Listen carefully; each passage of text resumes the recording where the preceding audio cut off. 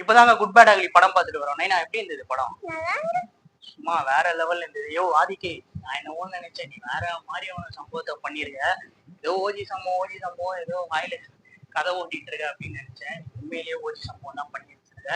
பயங்கரமான சம்பவம் வந்து படத்துல சம்பவம் இல்லை, சம்பவத்துலதான் படம் தெரியும். ஏன்னா அந்த மாதிரியான ஒரு செய்தியை வந்து செஞ்சு வச்சிருக்காப்புல. அதாவது அஜித் சாரை வந்து இப்படி யூஸ் பண்ணணும் அப்படின்றத ஆதிக்க ரவிச்சந்திரன் மூலமா மற்ற டைரக்டர்ஸ் வந்து தெரிஞ்சுக்கணும். ஏன்னா அப்படி ஒரு வேலையை வந்து அஜித் சார் இருந்து வாங்கியிருக்காரு.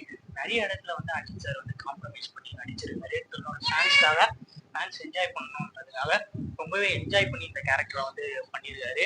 ஜிவி வேற மாதிரியான சம்பவம் பண்ணியிருக்காரு.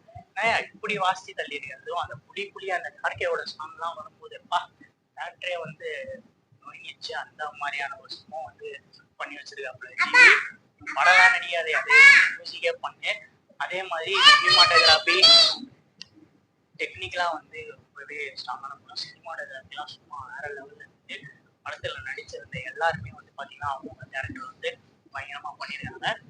அந்த கலையோட பேக் போர்ஷன்லாம் வந்து சொல்லணும்னு வச்சுருந்தேன். சொல்றதுக்கே வார்த்தை இல்லை. ஏன்னா அந்த மாதிரியான ஒரு சம்பவத்தை பண்ணியிருக்காங்க. பயங்கரமான கனெக்ட்லாம் வந்து கொடுத்துருக்காங்க. நீங்க தேட்டர்ல பார்க்கும்போது அதை வந்து தெரியும் இந்த மாதிரி ஒரு சம்பவம் வந்து பண்ணியிருக்காங்க அப்படின்னு சொல்லிட்டு. ஸோ ரொம்ப நல்ல படம், கலையோட பயங்கரமான கம்பேக்கு. முடிஞ்சா டைம் இருந்தா தேட்டர்ல போய் கண்டிப்பா இதோட பாக்குற மாதிரியான ஒரு நல்ல என்டர்டெயின்மெண்ட். அப்புறம் சொல்ல மறந்துட்டேன், படத்தோட ஸ்டோரி வந்து ஒரு யூஸ்வலான ஸ்டோரி தான். ஆனா மேக்கிங்ல தான் சும்மா மிரட்டி விட்டுருக்காங்க. அதே மாதிரி அர்ஜுன் தாஸ் அவரோட வில்லன் கேரக்டர் வந்து பயங்கரமா பண்ணிருக்காரு. படத்துல சர்ப்ரைஸ்லாம் இருக்கு. ஸோ படம் பார்க்கும்போது உங்களுக்கு புரியும். ஜாலியா போய் தேட்டர்ல பார்த்து என்ஜாய் பண்ண வேண்டிய, ரொம்ப நாள் கழிச்சு அஜித் சாரோட ஒரு நல்ல என்டர்டெயின்மெண்ட் வந்து ரிலீஸ் ஆயிருக்கு.